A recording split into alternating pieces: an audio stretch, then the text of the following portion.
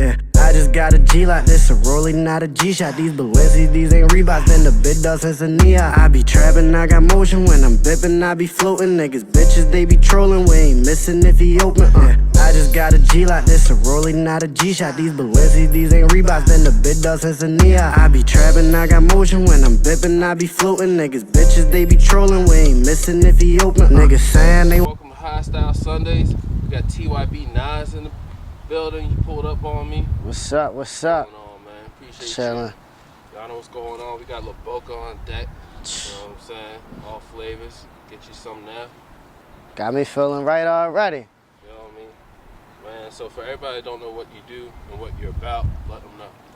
Well, my name is TYB Naz. I'm a rapper, artist actually. You feel me? I do everything. I be singing, I be rapping, harmonizing, melody type music for real. Okay. And you're from Baltimore, right? Nah, I ain't from Baltimore. I was born in Philly, and I left Philly when I was about 8 years old, went out Delaware for a couple years. Then I came out Maryland when I was about 13 years old, and I be out Edgewood. Okay. So what was like, how would you describe your childhood? Childhood, well, I ain't had my dad for real until I was about really 16 really in my life for real, cause my dad did like 10 years soon as I was born. Like I wasn't even a couple months, he got locked up, did about 10 years, came home when I was like 10, then was home for about a year, went right back to jail for a couple years and shit. So I had my mom tried to work her best. Like she was never like one of them moms who didn't do good or tried to work. Like she did her thing for real, but she had to always work. So I was, you feel me, by myself. And then I had a little brother for real once I turned like 8 years old for real. So I was really on like the man of the house type tip at a young age, and that just brought the hustle out of me. Okay. And how do you feel like your childhood played a part of your life now? Like, how's it? I mean, I feel like my mom did a good job. So I feel like my life now, I done had bumpy roads and all that, you know, cases and shit like that for real. But I be feeling like everybody gotta go through something for real, and this just the life niggas be choosing. So that's just how I be coming with it. Now, music and all that type of stuff, like my mom really gave me that obstacle to where I listened to more of everybody type music. I wasn't just with my dad listening to gangster raps and all that type of stuff for real. So my mother has really gave me that artist side for real. Even though once my dad came home, he was the one who like got me to start rapping. Like he got me to start rapping. He was the one saying like, yeah, like you got the voice for it, you can sing a little bit, like try put that shit together for real. And so what you say, like your parent, like that's your motivation? Like are they your motivation? They what inspired you to rap, really? Yeah, my dad, well I mean, my dad is the one who told me to start rapping, yeah, but I always had a passion for music. So it was like music gave me the motivation. Like I used to just be a young kid, always listening to all the rappers and all that type of stuff, and was just so into music for real. I guess my life just gave me that push to make me say like, since we didn't have it for real, I want to be the one to make us go get it for real. Like, I wanted to be the first one in my family to touch $1 million off of music and stuff like that. And so yeah, but I just always had a passion for music, so it gave me that talent and gave me that gift of knowing how to put stuff together and how music supposed to sound if it's not for you, you feel me, all that type of stuff. And when would you say it was like that moment that you knew like, all right, I got this now, to really make something with this music? Well, I'm 21 now, so I feel like once I really knew like, yeah, like I'm what everybody see me to be is when I feel like I made my song today. Like I feel like that was my first hit. And I think that's still, if not my #1 song, that's about my #2 song for real. Like that song, damn, that song then did about 100, like off of Spotify, Apple Music, YouTube. Like that song was my biggest song for real. So once I did that, it gave me, like, yeah, I know this is my sound. Like I know I need to keep this sound. I don't need to try to make my sound like this is my sound. You feel me? And nobody really sounded like me, so it was like, let me keep it like that. Okay. And what's that feel like? You know, you getting them views, you getting the recognition. You know, people encourage you to keep going. What's that feel like? Like, you feel different? You feel? I mean, it don't really feel different yet. Like I be still feeling the same. Like people's like try to make me feel bigger and all that, but I still feel like a regular guy. Like I ain't got no mill yet or nothing like that. I'm still doing the same thing as everybody else for real. I might be doing it a little bit better, you feel me, than some people, but it's a lot of people doing it better than me too, for real. So I just stay humble for real, and I try to keep it going and show niggas I'm hungry, and you feel me, I really got this talent. I'm gonna keep that shit going.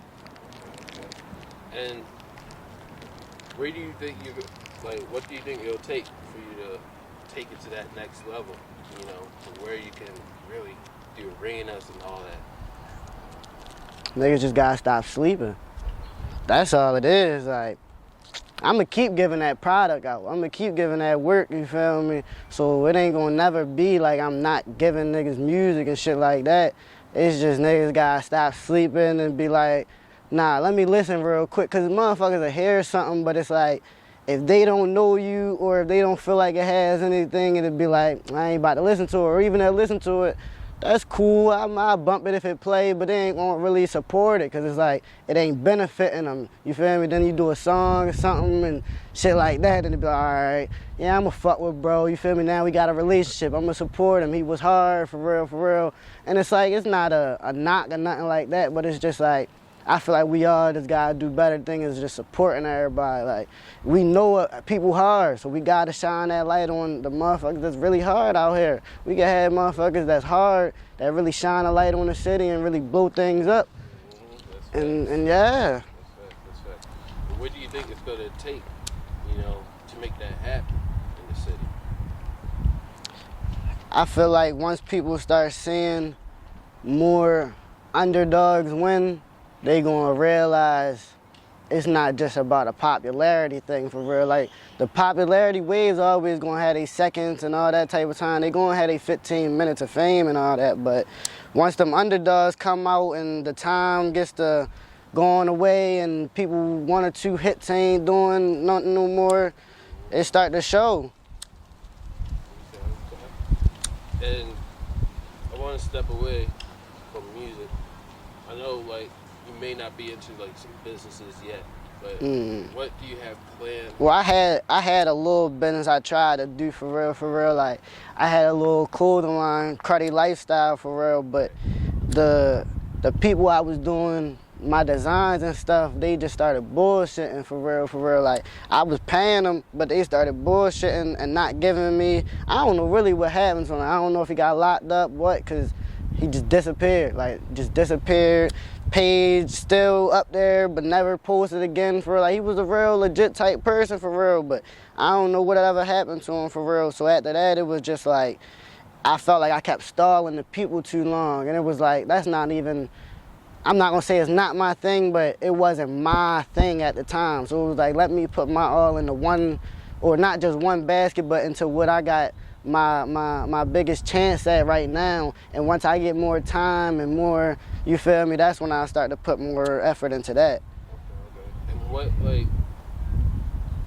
what made you like even start that? You know, like want to have a business, you know, have your own merch? I mean, you gotta have money coming in all different aspects. So money, like,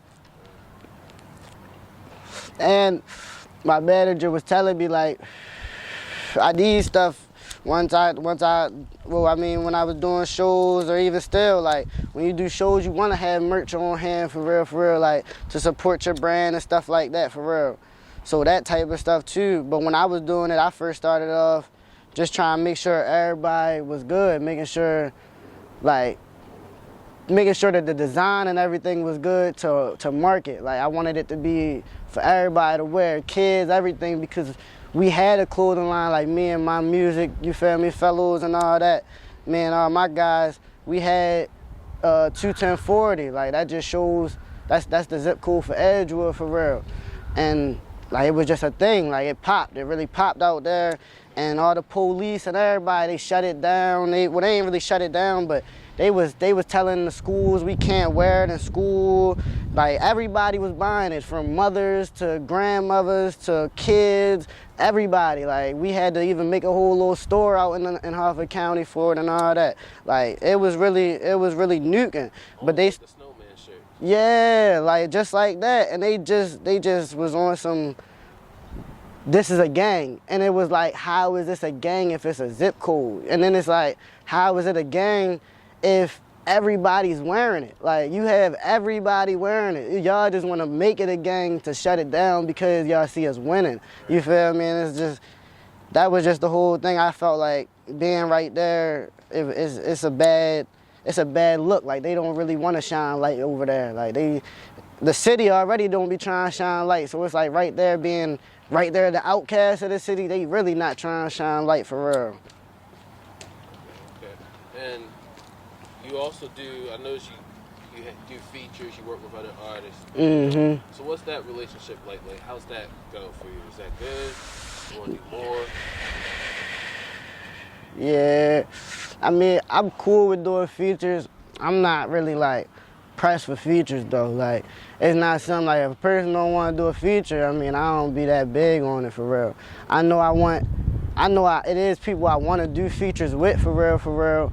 And I know that there's a lot of people, you feel me, that if we did a feature, we'd have a big song, for real. But it just be, some people want you to pay and stuff like that. And I mean, the money not really the problem, but it's like, if we all ain't blue yet, you feel me, some of us need to know we gotta help each other. Now, it's a couple at the top, so, you know, of course, you want your money. And then even at those standpoints, it still shouldn't be that high, for real. Like, we all still right here just trying to really make it out, for real. Like, so it should be a little bit more of a, I want to make the song. I mean, if a nigga ass, a nigga ass. You don't want to do the song, I mean, yeah. But if a nigga hot, I'm trying to work, for real. We trying to make something happen. I done did music with a couple artists, for real, and we locked in. If we done did music, my favorite feature that I did for somebody or they did for me.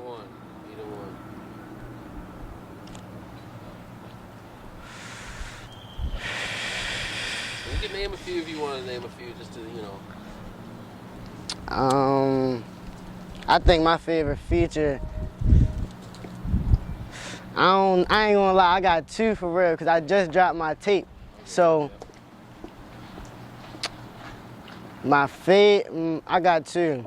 One on my tape right now called Sinner's Remorse. And that's like the top song right now, going crazy, even though I just dropped another little video to In My League, but that one really going crazy. And I like the chemistry me and my man Lil Zeno got, for real. He from out like Essex, Middle River way, for real. But yeah, we really got a chemistry. But then another one, I really like me and D Nice joint. That right now, that was really, that's Stay True, right? Yeah, Stay True. That was a top tier one right there, for real. I really fuck with him for that one. And talking about your tape, you said Sinner's Remorse, right? That's the hottest, that's probably one of the hottest songs on that tape. Now, yes, for sure. Take us through the creation of that song. Like, how'd you come through? Like, how you come up with it? Well, I feel like with that song, it was just more of a, like, that's really what I was going through type shit, for real. Like, a lot of my music be about real life, for real. If it's not real life, it's gonna be as close to real life as it can be, for real. So it's like, at the time, I felt like my back was against the wall, for real. Like, I ain't really know what to trust. Like, I ain't know what was going on, for real. I ain't know how to really retrieve everything, for real. And then especially, like, when you getting closer and closer to more and more closer to fame, it's like, you gotta watch your back more. Everything makes you feel more paranoid. When you got more money, everything make you, so it was like, at that time, and then I was catching cases, just got locked up, all that type of stuff, like, so it was just a lot. Like, I just was looking everywhere, for real, just, yeah. So how'd you, because when you said that, you know, as an artist, and you're a true artist, you know, so your mental health is really important. Yeah. So how, like, what's your peace? Like, where you relax at? You know, what do you do to get away so you can keep going? The studio. That's where once I let it out, because I don't talk about that. Like, I ain't gonna talk about no problems to a person, for real. If I tell you a problem, I really want to even just talk about it, or I trust you just to tell you the problem, for real. Or I just might feel like you can help that problem, so that's why I said it to you, for real. But it's like, I'm not really gonna talk about my problem until, now I might write my problem, because when it's like, I write my music most of the time. There's a couple of songs where I just went in because I have extra time, or you feel me, I'm just in that mode, for real. But a lot of stuff get written, especially pain music. A lot of my pain music get written and all that type of stuff. So yeah, once I get into my thoughts, I really be thinking about everything. Okay. And do you think, like, and this is really for, like, you know, the younger artists out there, like, what would you suggest to somebody starting off that has that hectic lifestyle, you know, they haven't found where they can really calm down at? Like, what's your suggestion to that type of person? I mean, honestly, to a person like that, it's like, if I'm gonna be honest to them, they just gotta keep their head on a swivel. Like, I can't tell you how to live your life. I can't tell you, don't do this and don't do that, and tell you need to do this music. I can't tell you how to do anything, for real. So it's like, all I can really say is, if you're gonna do it, just know that a lot come with it. Like, you see a lot of rappers dying these days. You see a lot of rappers going to jail. A lot of people we listen to is either locked up or in jail right now. There's a couple that's out, but a lot of them is either locked up or in jail right now. And I'm not saying it's just because of music, but like, you gotta realize that you got to do something like that, and you got a bigger spotlight on you and all that. Like, it's just making you a bigger target. Like, that's all it's gonna do, for real. So you gotta really watch yourself. Real. And I want to ask you, what's your favorite line that you said? What's your favorite bar that you said so far that always stay with you? I know you got a favorite one. I ain't gonna lie, I don't think I got a favorite bar. You got the most memorable thing. Somebody's like, damn, that's hard. I think the most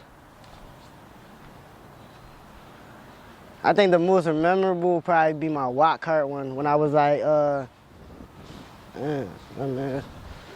I think my most memorable would probably be my walk cart one, when I was like, when I had said, bitch, I'm living like a rock star, we ain't sipping nothing but walk cart, cracking nigga man like a Pop-Tart, could have been a killer, could have been a trapper, but I'd be a dummy if I give a bitch my heart, you feel me? That one right there really like damn, I threw niggas off, for real, like. And how does it feel knowing, like, you really... We actually,